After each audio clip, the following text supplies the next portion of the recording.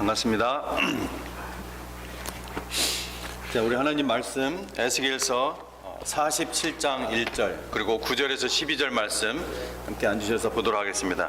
에스겔서 47장 1절 그리고 9절에서 12절입니다.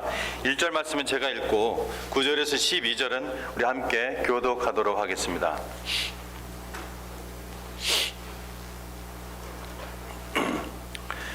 그가 나를 데리고 성전문에 이르시니 성전의 앞면이 동쪽을 향하였는데 그 문지방 밑에서 물이 나와 동쪽으로 흐르다가 성전 오른쪽 제단 남쪽으로 흘러내리더라. 이 강물이 이르는 곳마다 번성하는 모든 생물이 살고 또 고기가 심이 많으리니 이 물이 흘러 들어가므로 바닷물이 되살아나겠고 이 강이 이르는 각처에 모든 것이 살 것이며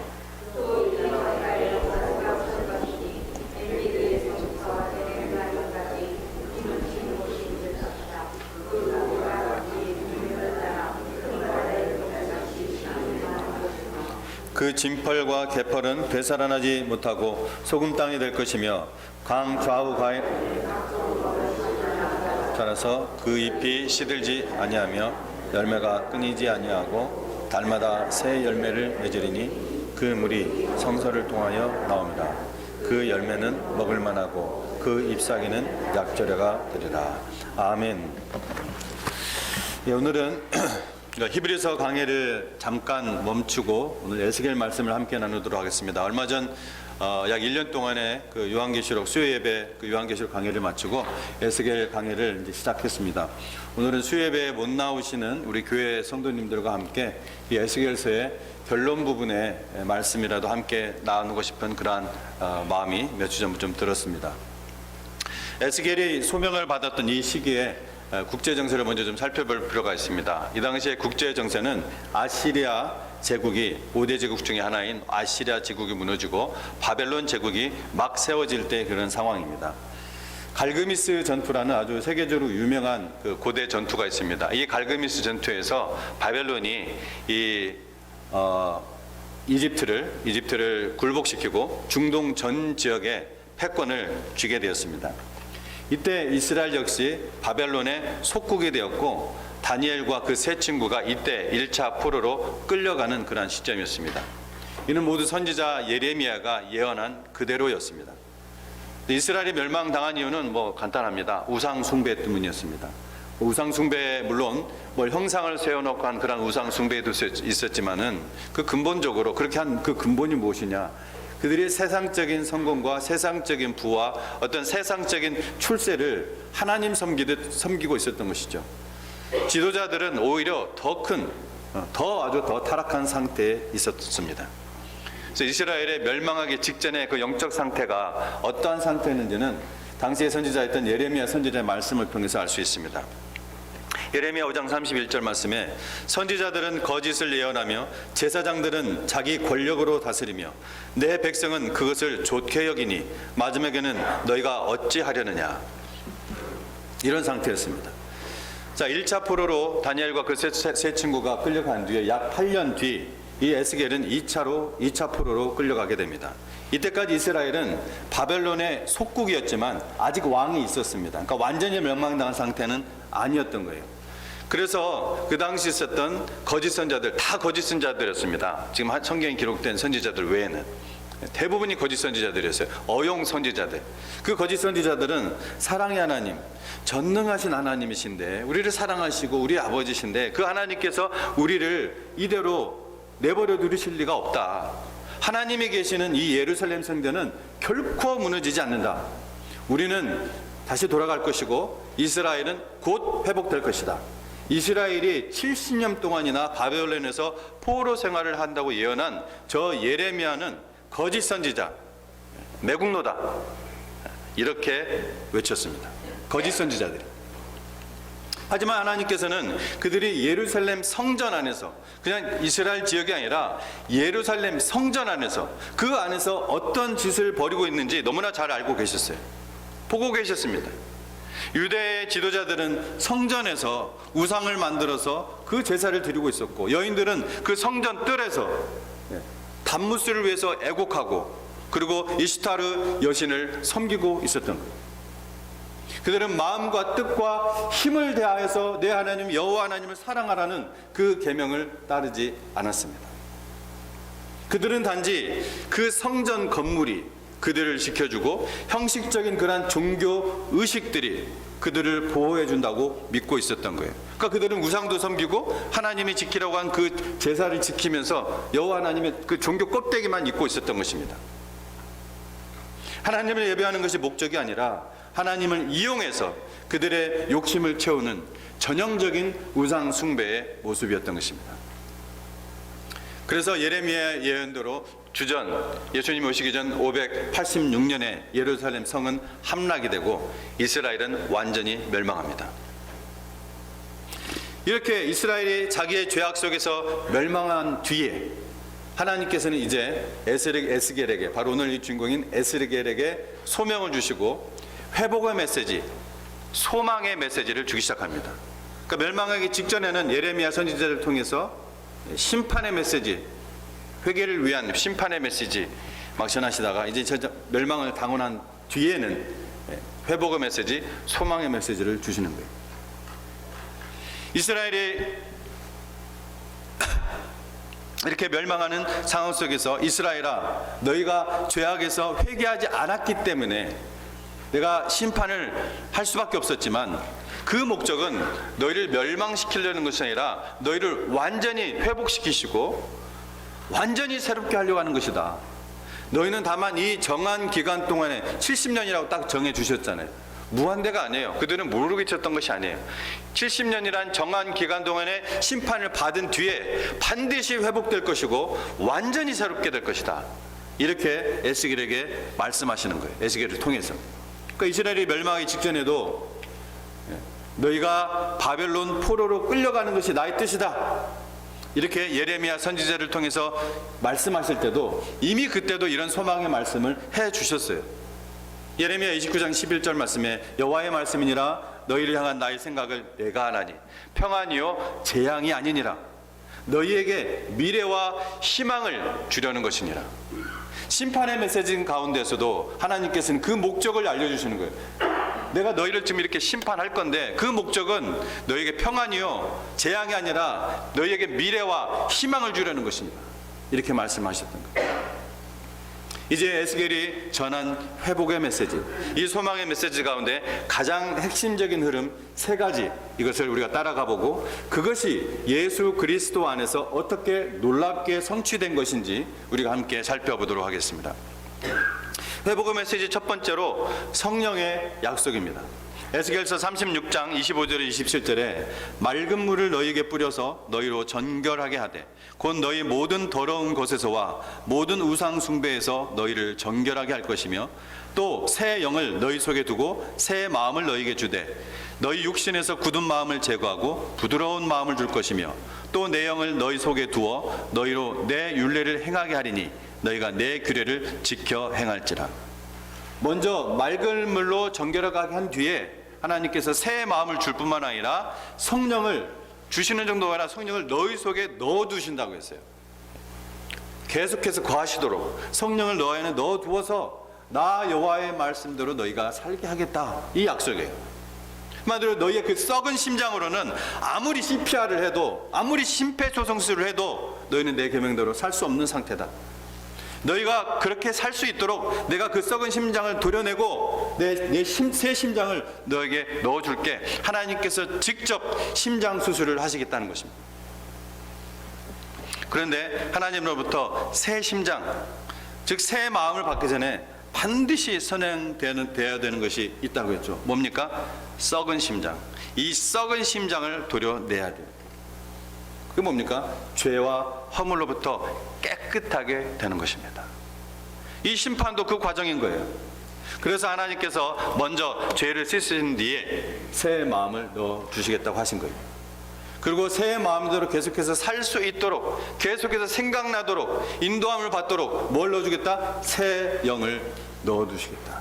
그 영이 무엇인가요? 바로 성령인 것입니다. 성령의 약속입니다. 이 약속은 에스겔 선지자 이전, 아까도 얘기했던 그 이전에 예언을 했던 선지자가 누구라고요? 예레미야. 예루살렘 성이 함락되기 전에 선지자 예레미야가 하나님으로부터 받아서 예레미야 선지자도 예언했던 말씀이에요. 예레미야서 31장 33절에 그러나 그날 후에 내가 이스라엘 집과 맺을 언약은 이러하니 곧 내가 나의 법을 그들의 속에 두며 그들의 마음에 기록하여 나는 그들의 하나님이 되고 그들은 내 백성이 될 것이라. 여호와의 말씀이니라.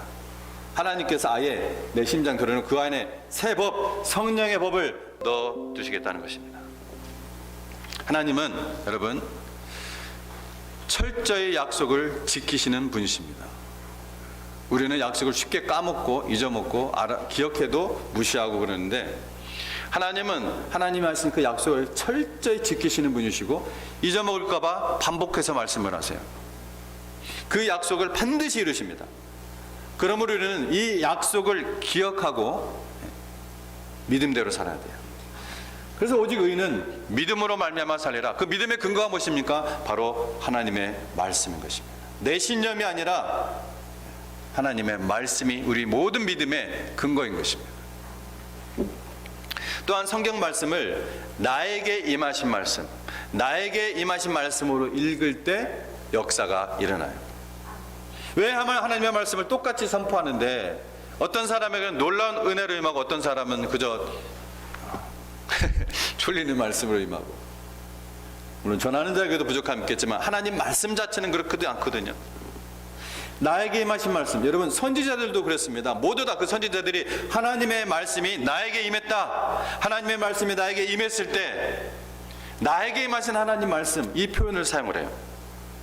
오늘 이 예배 시간에 읽고 듣고 하는 이 하나님의 말씀을 바로 어떻게? 나에게 임하신 말씀으로 받는 자에게 역사가 일어나실 줄 믿으시기 바랍니다. 우리가 여러분 집에서 매일 성경을 읽으실 때도 나에게 임하신 하나님의 말씀으로 받을 때 그곳에서 하나님 말씀의 놀라운 역사를 여러분 체험하실 것입니다. 이게 이제 첫 번째 소망이고요. 두 번째 흐름으로 가보겠습니다. 이어지는 37장에서는 독특한 환상을 에스겔에게 보여주십니다. 회복의 두 번째 메시지, 마른 뼈가 살아나는 환상입니다. 성경을 좀 읽어보신 분들은 많이 들어보셨을 거예요. 하나님께서는 영으로 에스겔을 어떤 골짜기로 이렇게 이끄시는데 그곳에 가니까 해골과 마른 뼈가 아주 가득했어요. 에스겔이 그 끔찍한 광경에 놀라고 있었을 때 하나님께서는 에스겔에게 이렇게 말씀하십니다. 내게 이르시되 인자야, 너는 생기를 향하여 대언하라. 생기에게 대언하여 이르기를 주 여호와께서 이같이 말씀하시기를 생기야, 사방에서부터 와서 이 죽음을 당한 자에게 불어서 살아나게 하라 하셨다 아니라. 에스겔 선지자가 하나님의 말씀대로 대언하자 그 마른 뼈가 살아나고 큰 군대가 되는 모습을 목격을 하죠. 이스라엘의 군대, 주의 군대가 된 것입니다. 제가 말씀을 전하면서 잠깐 생각나는 게 있어서, 오늘 혹시 특송 있었습니까? 아니죠? 네, 특송 있으면 꼭 저한테 미리 알려주시기 바랍니다. 제가 한번 까먹은 적이 있어가지고서 죄송합니다. 다시 포인트로 돌아가서 어떻게 됐다고요? 마른 뼈가 살아나고 그 뼈들이 살아난 그들이 큰 군대, 주의 군대가 되었다는 거예요. 얼마나 놀라운 광경입니까? 자, 여기까지 우리가 말씀을 한번 연결을 한번 해보도록 하겠습니다. 하나님께서 먼저 뭘 약속하셨어요? 성령을 약속하시고, 그리고 이어서 골짜기에 가득한 그 마른 뼈가 생기가 돌아서 가서 살아나고 주님의 군대가 된 거예요. 자, 우리 히브리서 강의를 주일마다 하고 있는데 이 히브리서 강의를 통해서 우리가 배운 것은 그 모든 일들의 일은 장차 올 메시아의 그림자요 모형이라고 말씀드렸습니다. 제가 그 포인트로 해서 말씀을 전하고 있습니다.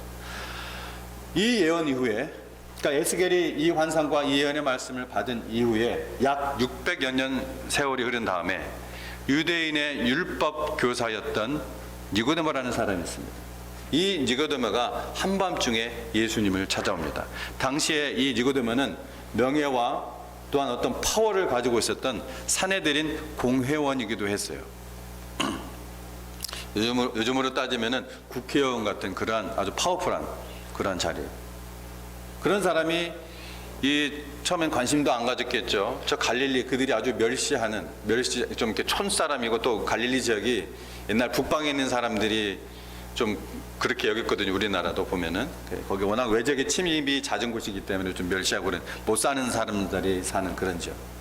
거기 갈릴리 출신인 어떤 그 사람이 와가지고 말씀을 가르치니까 우습게 여겼죠, 처음에는. 근데 가만히 그 말씀들을 들어보고 또 놀라운 예수님께서 행하신 그 기적들이 가만히 보니까 전부 다 성경에 기록된 메시아가 와서 할 그 기적들을 그대로 입증하며 하고 있는 거예요. 그리고 그 메시지를 직접 들어보니까, 낮에 가서 딱 들어보니까 이거는 전혀 차원이 다른 가르침이었던 거예요. 놀랐습니다. 그래서 자기의 모든 체면을 다 내려놓고 겸손히 예수님께 밤에 찾아와서 물었습니다. 그러자 예수님이 대답한 것 중에 말씀이 이거예요. 예수께서 대답하시되 진실로 진실로 내게 이르노니 사람이 물과 성령으로 나지 아니하면 하나님의 나라에 들어갈 수 없느니라. 하나님이 세상을 이처럼 사랑하사 독생자를 주셨으니 이는 그를 믿는 자마다 멸망하지 않고 영생을 얻게 하려 하심이라. 네, 그렇습니다. 죽어서 완전히 마른 뼈로 있었던 우리, 자기 허물과 죄로 말미암아 벌써 심판을 받은 상태에 있었던 우리가 예수님의 그 죽음과 이 부활을 믿음으로 말미암아 영생을 얻게 된 거예요. 영생. 하나님 나라의 백성이 된 거예요. 이 모든 일이 성령의 역사로 일어난 것입니다. 아멘. 이렇게 성령으로 나지 않으면은 하나님 나라에 들어갈 수 있다 없다? 없다. 예수님 말씀입니다. 제 말이 아니라. 오늘 이곳에서 마른 뼈가 살아나는 성령님의 역사가 일어나기를 제가 축원합니다. 자, 여기까지 우리가 두 가지를 따라왔습니다. 성령을 주시는 약속, 마른 뼈가 살아나는 환상, 이제 세 번째인 그 절정을 우리가 살펴보고 오늘 말씀을 정리하도록 하겠습니다. 하나님께서는 이제 새롭게 회복된 이 성전을 보여주시는데, 이 성전은 이전 것과는 비교할 수 없는 전혀 차원이 다른 성전이었어요. 그것을 오늘 다 살펴볼 수는 없고, 이 부분을 묵상할 때마다 제가 흥분이 되는 가장 인상적인 부분만 살짝 들여다보도록 하겠습니다. 에스겔은 그 환상 속에서 성전 문지방 밑에서 물이 흘러나와서 성전 계단 아래로 흐르고, 왜냐하면 성전이 이렇게 위로 이게 있으니까 고원지대 있거든요. 또 흘러서 그것이 강물이 되고 그 강물이 사해 지역을 지나가는 것을 보았어요. 그러자 이 죽음의 바다 사해가 되살아나고 이 강물이 흐르는 곳마다 모든 생물이 살고 고기가 많아지고, 강물이 흐르는 좌우에는 각종 과실나무가 자라서 달마다, 뭐 몇 달 동안이 아니라 달마다 새로운 열매가 맺는 모습을 보았던 거예요. 원래 사해 지역이 어떤 지역이에요? 생물이 하나도 살 수 없는 지역이에요. 그래서 데드 씨, 솔트 씨 그렇잖아요. 근데 하나님의 이 성전에서 나온 그 물이 이렇게 작은 물이 쭉이었는데 점점 크게 그게 강물이 돼가지고 사해 지역을 지나면서 이런 놀라운 일이 일어난 거예요. 에스겔이 지금 현재 환상으로 보고 있는 예루살렘 성전은 고원에 있습니다. 높은 지대에 있어요. 고원에. 그래서 거기서 샘물이 나올 수도 없고, 그리고 거기서 강물이 나올 수도 없어요. 그러니까 이것은 회복된 이 성전은 예루살렘 성전이 아니에요. 새 성전이에요. 그러면 에스겔이 본 성전과 이 강물이 의미하는 바가 무엇인가? 성전은 눈에 보이는 예루살렘 성전을 가리키는 것이 아니었습니다. 이는 성전 대신 예수님을 가리키는 것이었습니다. 예수님. 요한복음 2장 19절에서 22절 말씀이에요. 예수께서 대답하여 이르시되, 예수님이니까 직접 말씀하시는 거예요. 예수께서 대답하여 이르시되 너희가 이 성전을 헐라 내가 사흘 동안에 일으키리라. 유대인들이 이르되 이 성전은 46년 동안의 지역권을 내가 3일 동안에 일으키겠느냐 하더라. 근데 예수님이 며칠 동안에 일으키겠다고 했어요? 사흘 동안에. 헤롯이 다시 회복해서 이스라엘 사람들에게 인기를 좀 얻고자 다시 세웠던 이 성전은 46년 동안 세워졌단 말이에요. 그러니까 예수님께서 사흘 동안에 이 성전 무너뜨려 사흘 동안에 다시 이렇게 얘기하니까 황당하게 들리는 거죠. 자, 그러나 여기서 이제 주석이 달립니다. 사도 요한이 기록을 해요. 성령의 충만함 가운데서. 그러나 예수는 성전된 자기 육체를 가리켜 말씀하신 것이다. 죽은 자 가운데서 살아나신 후야. 며칠 만에 살아나셨어요? 사흘 만에. 살아나신 후에야 제자들이 이 말씀하신 것을 기억하고 성경과 예수께서 하신 말씀을 믿었더라. 그리고 예수님은 초막절 끝날에 큰 소리로 이렇게 외쳤습니다. 왜냐하면 초막절은 페스티벌이에요. 유대인들의 큰 축제입니다. 그들이 광야 생활했던 것을 기억하는, 하나님께서 지키라고 한 율법 속에서 지키려 한 그러한 특별한 날이에요. 이 초막절 날에 사람들이 엄청나게 몰려오죠. 왜냐하면 흩어졌던 사람들이 다 예루살렘 성전 지역으로 막 오니까. 굉장히 조용하겠어요? 막 시끄럽겠어요? 예? 조용해요? 시끄러워요? 시끄럽죠, 그죠? 굉장히 막 엄청 시끄러울 거예요. 근데 그 초막절 끝날에 예수님께서 그러니까 사람들이 닿도록 이렇게 외쳤습니다. 누구든지 목마르거든 내게로 와서 마시라. 이렇게 소리를 외치신 거예요. 내게로 와서 마시라. 나를 믿는 자는 그 배에서 생수의 강이 흘러나리라. 이렇게 하지 않으셨고 소리를 외치셨다고요. 제가 너무 또 크게 하면은 깜짝 놀랄까. 자, 근데 이때 말씀하실 때 누구든지 목마르거든 내게로 와서 마시라. 나를 믿는 자는 성경의 이름과 같이, 이 말씀을 껴놨어요. 성경의 이름과 같이 그 배에서 생수의 강이 흘러나리라 했을 때 성경은 어떤 성경이에요? 그게 바로 오늘 읽었던 에스겔서입니다. 에스겔서. 성경의 이름과 같이 그 배에서 생수의 강이 흘러나리라. 바로 오늘 본문, 우리가 읽었던 그 본문을 가리키는 거예요. 그런데 믿는 자의 배에서 생수의 강이 흘러나온다? 무슨 말일까요? 아까는 어디서 물이 흘러나왔어요? 성전에서 물이 흘러나왔어요. 자, 여러분 뭔가 막 연결이 막 되죠? 자, 성경은 우리가 본전에 본 것처럼 예수님이 성전이라고 했습니다. 예수님이 성전이므로 또 성경은 또 우리가 성전이라고 그래요. 성경의 가르침입니다. 내가 예수 그리스도를 믿는 내가 성전이고 그 모인 사람들이 무리가 또 뭐라고 해요? 성경은 뭐라고 그래요? 성전이라고 그래요.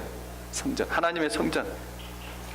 우리 안에서, 내 안에서 생수의 강이 흘러가서 죽은 바다가 살아나고 또 죽은 영혼이 살아나는 것입니다. 저와 여러분이 예수님을 주와 그리스도로 믿고 예배하고 증거하며 살아가는 이곳과 저곳과 그곳에서 죽은 영혼들이 살아나는 놀라운 역사가 일어난다는 것입니다. 생수가 흘러가서 얼마나 놀라운 관계입니까? 여러분, 이 놀라운 역사가 바로 나와 여러분 안에 하나님께서 주신 소망이라는 것을 믿으시기 바랍니다. 여러분 먼저 믿으셔야 됩니다. 여러분 이 위대한 부르심에 헌신하시기 바랍니다. 이 엄청난 가치의 부르심에 여러분의 직업이 무엇이든지 여러분의 신분이 무엇이든지 동일하게 이 부르심에, 이 동일된, 이 공통된 이 부르심에 헌신하시기 바랍니다. 아멘, 아멘, 아멘. 주님께서 우리를 통해 생수가 흘러가게 하셔서 죽은 영혼을 살리시고 또 살리셔서 하박국 선지자가 그렇게 얘기하죠. 장차 올 그날에 물이 바다를 덮음같이 여호와의 영광을 인정한 것이 온 세상에 가득하리라. 이 예언을 하박국이 하는 거예요. 물이 바다를 덮음같이 여호와의 영광을 인정하는 것이 온 세상 가득하리라. 심판 중에 이 예언의 말씀을 한 거예요. 이스라엘이 꼭 심판받을 거다라고 하는 그 중에 하박국은 이 놀라운 영광을 본 거예요. 이 성경 말씀을 믿는 그리스도인 여러분, 당신의 직업이 무엇이든 당신의 신분이 무엇이든 당신의 체킹 어카운트에, 세이빙 어카운트에 돈이 얼마가 있든 그것 때문에 교만하거나 그것 때문에 의기소침하지 마시고 오직 그 배에서 생수의 강이 흘러나는 삶으로 인해 자랑하시고 기뻐하시기 바랍니다. 함께 기도하겠습니다.